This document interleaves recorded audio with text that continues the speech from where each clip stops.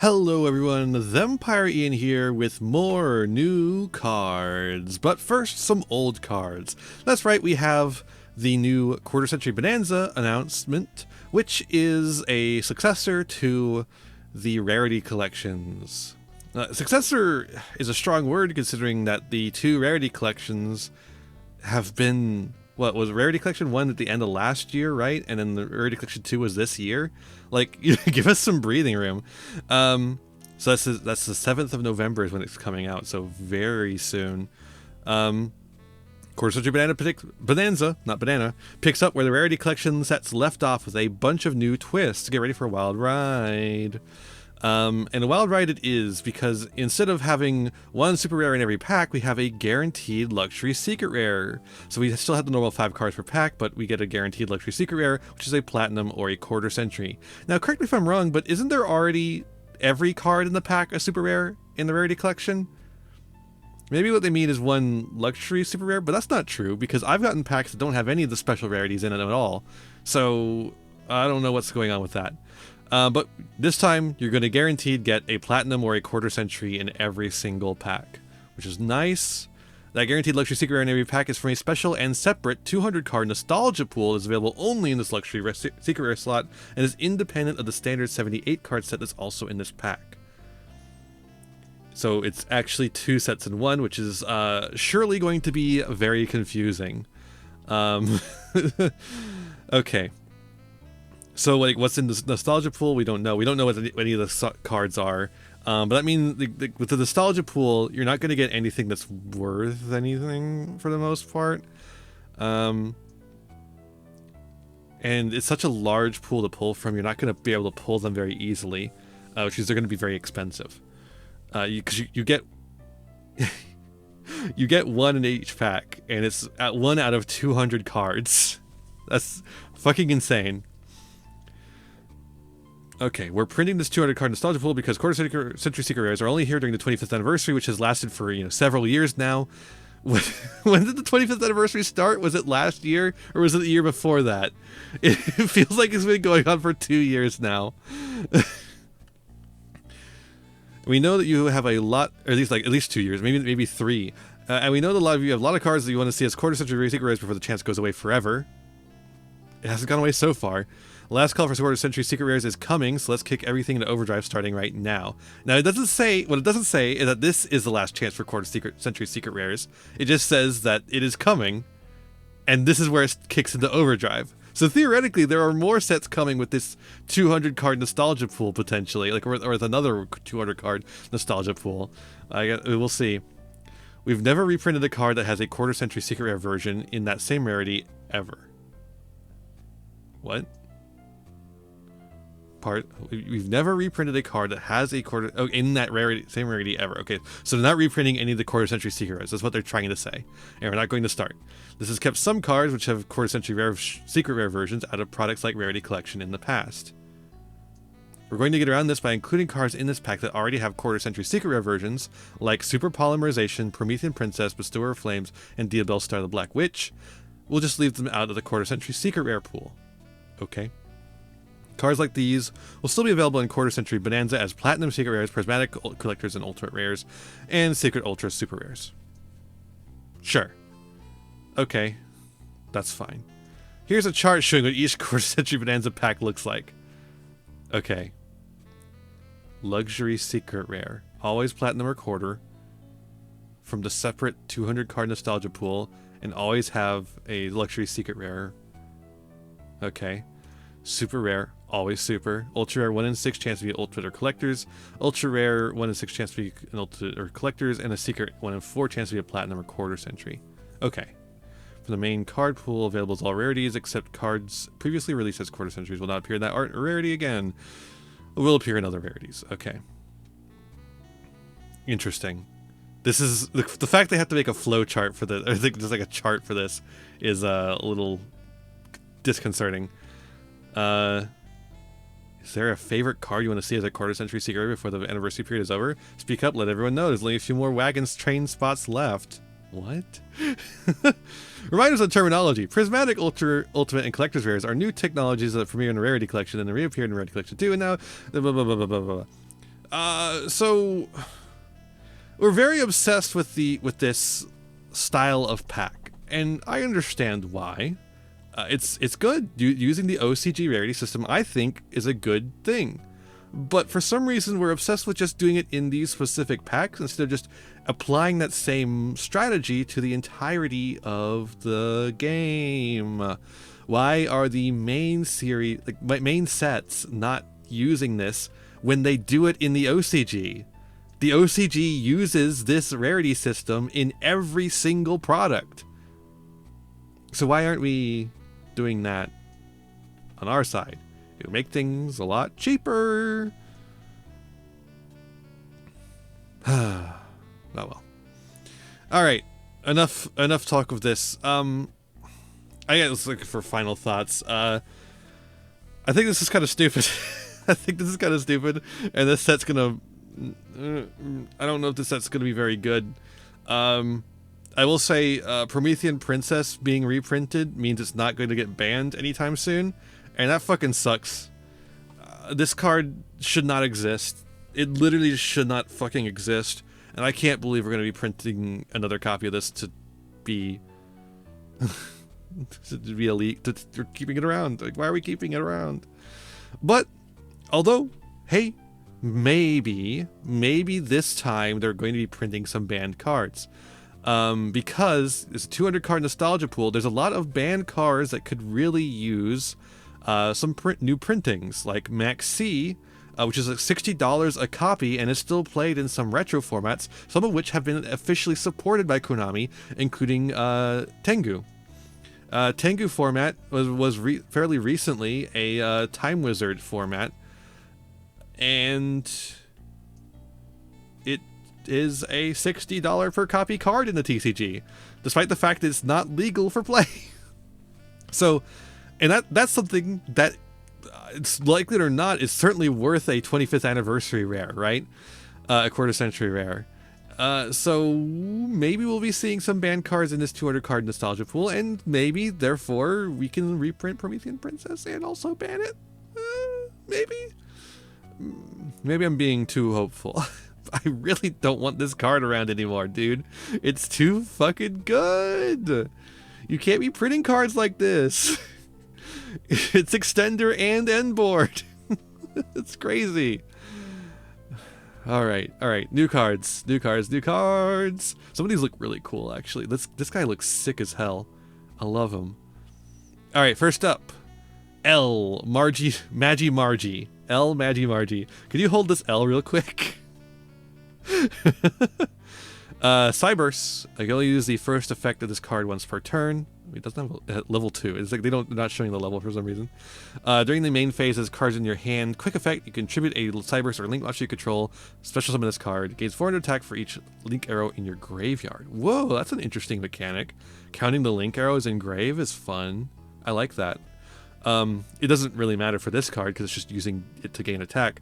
What really matters is that this is Sharvara. It's Sharvara, kinda. It's like bad Sharvara for Cyburst monsters, which is not bad, I don't think.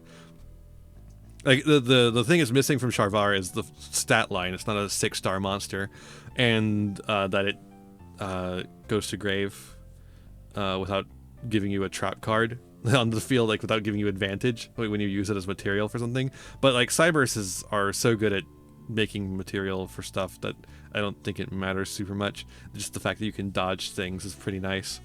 That said, I don't know if you play this. Like, even with all that, like it's not searchable as the other thing that it doesn't. It has under Sharvara you can search. So I don't know about this one, but it could be good.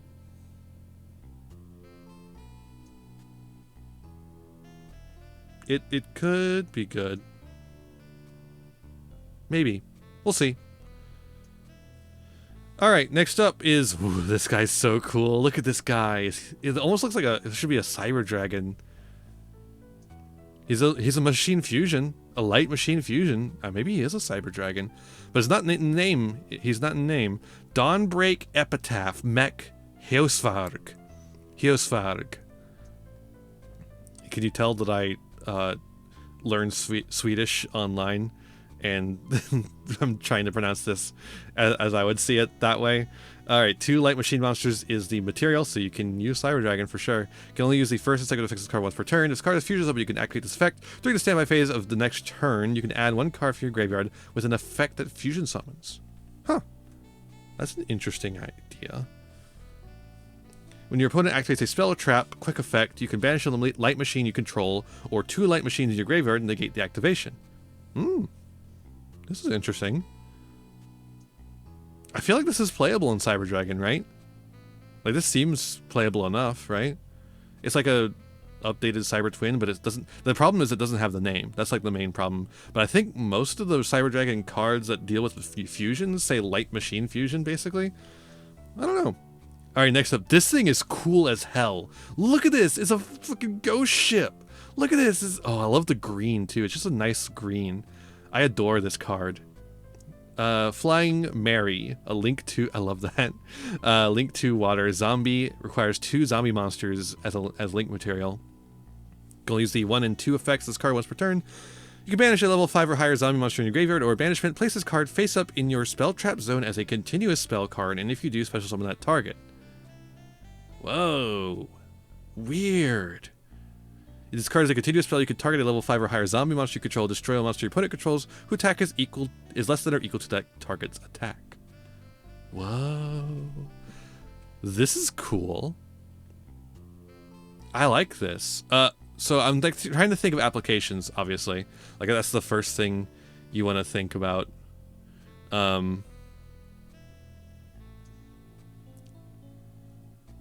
But, yeah, you can't use this in Mayakashi, is the one thing I'm thinking.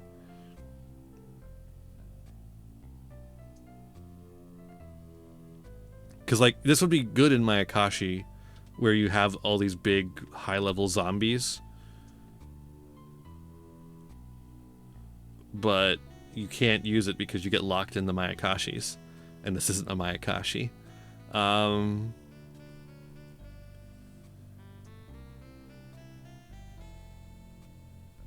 mean, you could definitely use it in, like, generic zombie,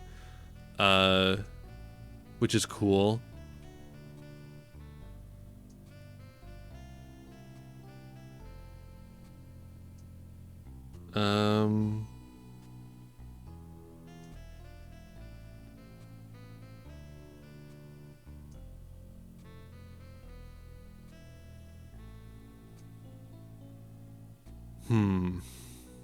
I'm being really quiet because I'm trying to think through possible things you can do with this, like, you know, zombie synchro stuff could potentially do something with this.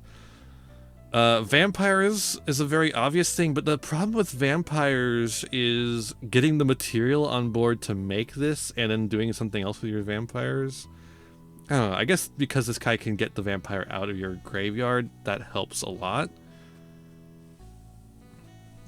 I don't know. This one's gonna need some tinkering, but I really like the look of this one, and I really like the art too. That's just so cool. And then we have this, which looks crazy.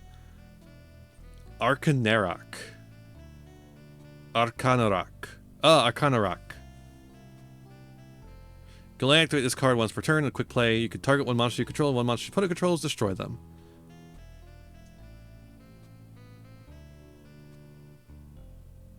What?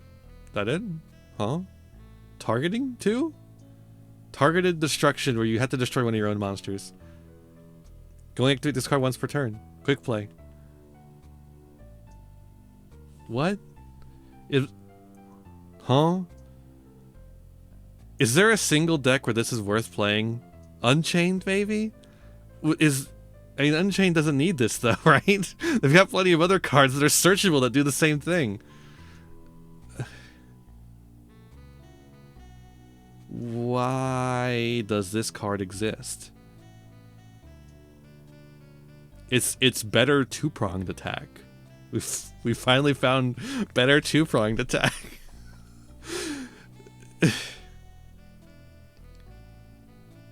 It's worse Raigeki break. It is a quick play, so maybe it's not worse Raigeki break. I don't know, man. What is the purpose of this card? To what end does this card exist?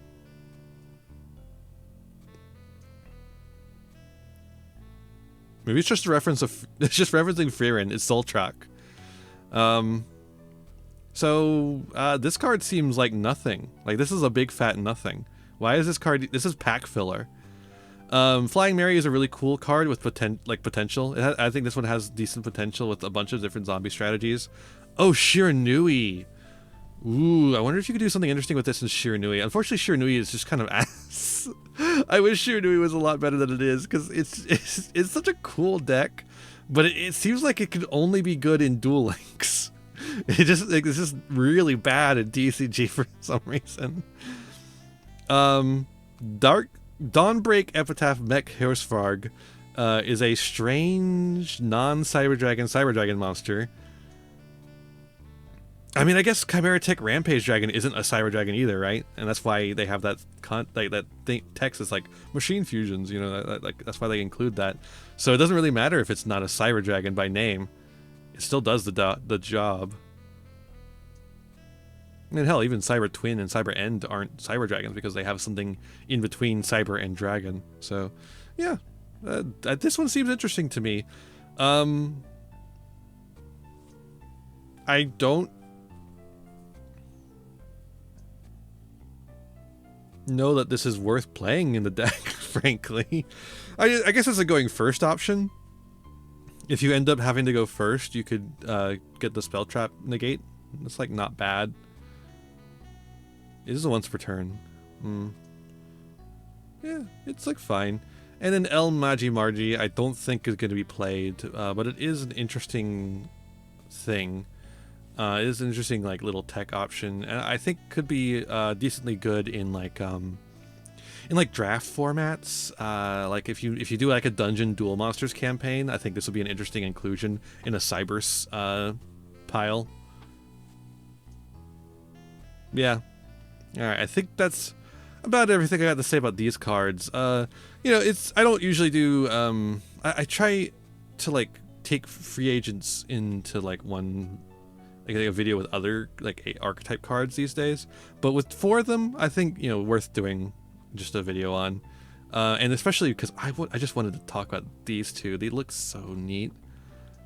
God, I'm enthused. I'm gonna have to get this card for sure. I think it's probably gonna be like a fucking common, and I'll just be able to pick it up cheap. It's certainly not gonna be a chase anything. Like at most it'll be like $1.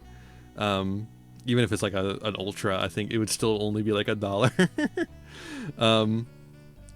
But you know, I'll brew with it. Fuck it. You know, I gotta look at what this can do for vampires, because I really desperately want vampires to be playable. I wonder why. Anyways, let me know what you think about these cards in the comments below, and I'll see ya in the next one. Bye. Hey there, thanks for watching another video. Why don't you give it a like, share it around, subscribe to the channel, and ring the bell for notifications. You know, the YouTube stuff. You can also follow me on Twitch and Twitter for more content. I got content plenty for ya. You can also support the channel by giving me money. You have a Patreon. If you join the Patreon, you can show up in the credits over here. I would really appreciate that. You could also use my TCG Player affiliate link to get any singles, sealed product, or accessories you want, all to start supporting the channel at the same time. That's all for this one, and I'll see you in the next one. Be kind to yourselves, be kind to others, and have a wonderful rest of whatever time it is for you. Bye now!